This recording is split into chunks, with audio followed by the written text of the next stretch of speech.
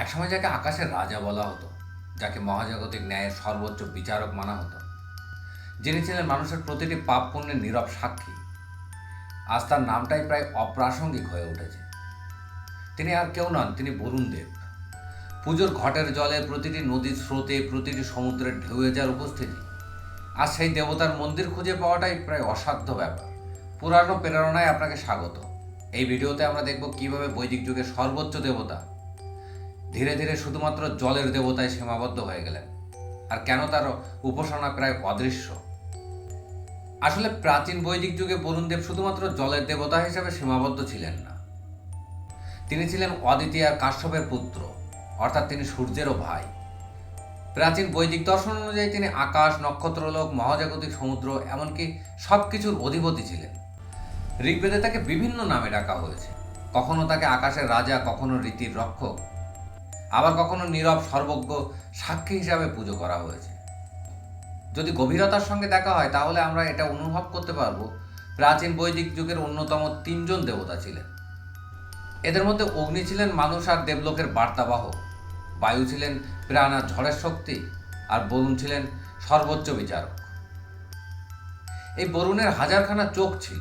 এই চোখটা কিন্তু একটা প্রতীক, অর্থাৎ তিনি সব কিছু দেখতে পারতেন। তিনি সব দিকে নজর রাখার ক্ষমতা রাখতেন। প্রতিটি নিয়ম ভঙ্গ, প্রতিটি গোপন কাজ, গোপন চিন্তা পর্যন্ত তিনি দেখতে পারতেন। বরুণদেবের সব থেকে বড় পরিচয়, তিনি রীতের রক্ষক। রীত মানে শুধু ধর্ম নয়, রীত মানে গোটা সৃষ্টির নৈতিক আর প্রাকৃতিক নিয়ম, যে নিয়ম ভাঙলে বিশ্বজগতের ভারসাম্য নষ্ট হয়ে যায়।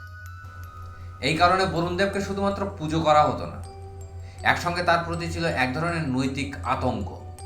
কারণ মিথ্যা, প্রতিশ্রুতি ভঙ্গ, গোপন পাপ তার নজর এড়াতে পারত না। বেদের বিভিন্ন সূক্ততে একটা নাম কিন্তু বরুণের সঙ্গে বারবার মিলিত হয়েছে, আর সেই মিলিত হওয়া নামটা হলো মিত্রাবরুণ। মিত্র হলেন বন্ধু, চুক্তি, স্নেহ, ভালোবাসা আর আলোর দেবতা। অন্যদিকে বরুণ হলেন অন্ধকার আকাশ, গভীর রাত, শাস্তি আর শৃঙ্খলার অধীশ্বর।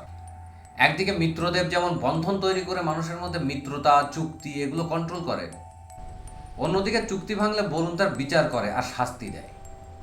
আসলে এই দুই দেবতার মিলিত রূপ যেন একটা দার্শনিক বার্তা। জীবনে যেমন স্নেহ প্রয়োজন আছে, ঠিক তেমনি তার পাশাপাশি নিয়ন্ত্রণেরও প্রয়োজন আছে। যেমন ভালোবাসার প্রয়োজন আছে, তেমনি ভালোবাসার মধ্যে শৃঙ্খলার আইনেরও প্রয়োজন আছে। আসলে এই দুটো থাকলেই তো ভারসাম্য বজায় থাকে। বরুণের বিভিন্ন প্রতীকগুলো কিন্তু কম যায় না। পুরানো আইকনোগ্রাফিতে বরুণকে দেখানো হয়েছে গাঢ় নীল বা সমুদ্রের নীল বর্ণের শান্ত স্বরূপ, কিন্তু গভীর চোখের দেবতা হিসেবে তাকে দেখানো হয়েছে। তার বাহন মকর, যা পৌরাণিক জলজ প্রাণী। একে দেখতে অনেকটা কুমির আর হাঙরের মাঝামাঝি এক রহস্যময় রূপ, যা গভীর জলের অদেখা শক্তির প্রতীক। তার হাতে থাকে পাশ। এই পাশ শুধু অপরাধীকে বেঁধে রাখার অস্ত্র নয়, বরং এটাকে মানুষের কর্মবন্ধন, পাপ আর শৃঙ্খলার প্রতীক হিসাবে ধরা যায়। কেউ যখন সত্য থেকে সরে যায়, প্রতিশ্রুতি ভেঙে ফেলে, তখন বরুণের পাশ তাকে জড়িয়ে ধরে।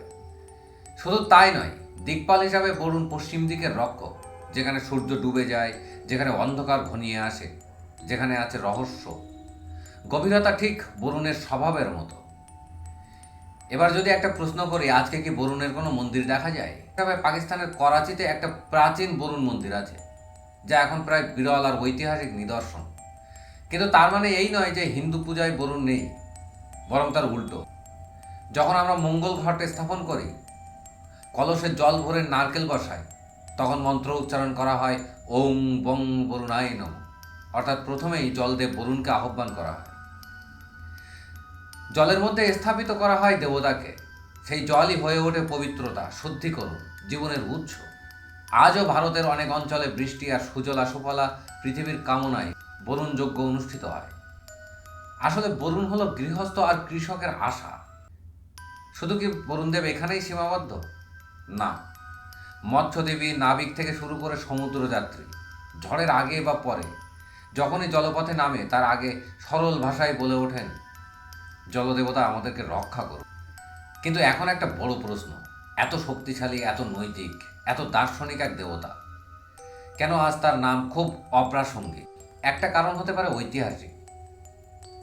যখন বৈদিক যুগে শুধুমাত্র সমাজ ব্যবস্থা গড়ে উঠছিল, শুধুমাত্র যখন কৃষির উপরে তারা নির্ভরশীল ছিল, তখন তাদের প্রকৃতির উপরে নির্ভরশীলতা ছিল অত্যন্ত বেশি। তাই তারা বরুণকে সর্বোচ্চ দেবতা হিসেবে মেনে নেয়, কারণ তখন সব থেকে বেশি প্রয়োজনীয় ছিল সমাজের শৃঙ্খলা। কিন্তু যখন আর্য সমাজ যুদ্ধ, কৃষিতে আর রাজনৈতিক ক্ষমতায় বেশি মনোযোগ দিল, তখন মানুষের প্রার্থনাও সরাসরি সুবিধামূলক হয়ে গেল। বৃষ্টি দাও, যুদ্ধে জিতিয়ে দাও, সন্তান দাও, অনেক চাওয়া পাওয়া তাদের মধ্যে ধীরে ধীরে জেগে উঠল। আর এখানে ইন্দ্র, শিব, বিষ্ণু, অনেক শক্তিরূপিণী দেবী এরা বেশি প্রাসঙ্গিক হয়ে ওঠে। বরুণের সূক্ষ্ম নৈতিক দার্শনিক চরিত্র একটু একটু করে দূরে সরে যায়। দ্বিতীয়ত আরও একটা কারণ হতে পারে, সেটা হলো মানসিক। মানুষ সবসময় নিয়ম তৈরি করতে ভালোবাসে, কিন্তু নিয়ম মানতে ভালোবাসে না।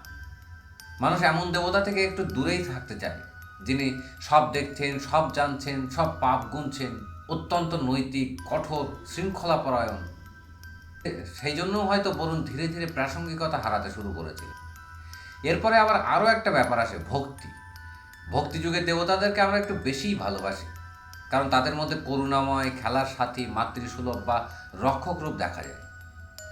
সেখানে বরুণের কঠোর নৈতিকতা, বিচার আর পাশের ফাঁস, এইসব ইমেজ আমাদের ভিতরে স্বস্তির কারণ নয়, বরং লজ্জার অনুভূতি জাগায়।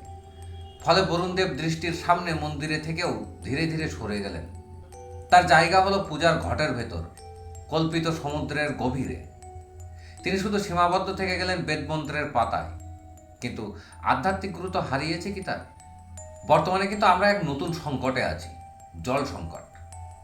নদী দূষণ, প্লাস্টিকে ভরা সমুদ্র, ভাঙা প্রতিশ্রুতি, দুর্নীতি, পরিবেশ, অন্যায়, সব মিলিয়ে পৃথিবীর হৃদকে আমরা নিজেরাই ভাঙছি। বরুণদেবের ধারণা কিন্তু এখানে আশ্চর্যভাবে আধুনিক। জল কোনো জড়বস্তু হিসাবে দেখলে হয় না, বরং এটাকে ঐশ্বরিক আশীর্বাদ হিসাবে দেখা উচিত। জল অপচয় আর জল দূষণ মানে শুধু প্রকৃতিকে নোংরা করা নয়, তা হলো পৃথিবীর নৈতিক আইনকে অপমান করা, বরুণের বিধানকে অমান্য করা। ব্যক্তিগত স্তরে তার সাধনা আমাদেরকে অনেক কিছু শেখায়। তার প্রথম উদাহরণ আমাদেরকে সত্য বলতে শেখায়, আমাদেরকে প্রতিশ্রুতি রক্ষা করতে শেখায়। গোপনে পাপ করে যদি আমরা ভেবে নিই যে কেউ জানতে পারবে না, সেটাও কিন্তু বরুণের চোখ এড়ায় না। একই সঙ্গে তিনি আমাদের ভরসাও তো দেন। পাপ স্বীকার করা, প্রায়শ্চিত্ত করা, নিজেকে শুদ্ধ করার চেষ্টা করা, সর্বোপরি জলের মতো নিজেকেও পরিশুদ্ধ করা। এখন বিষয়টা হলো, হয়তো আজকে আমরা বরুণের আলাদা মূর্তি দেখতে পাই না, কিন্তু প্রতিটি পুজো শুরুতে, ঘটের প্রতিটি ফোঁটা জলে, সমুদ্রের প্রতিটি ঢেউয়ে, আমাদের প্রতিটি অঘোষিত প্রতিশ্রুতিতে বরুণ আজও নীরব সাক্ষীর মতো। বরুণদেব সম্বন্ধে আপনার কি ধারণা? কমেন্টে জানাবেন অবশ্যই। আর হ্যাঁ, এপিসোড ভালো লাগলে অবশ্যই লাইক, কমেন্ট, শেয়ার, সাবস্ক্রাইব করতে ভুলবেন।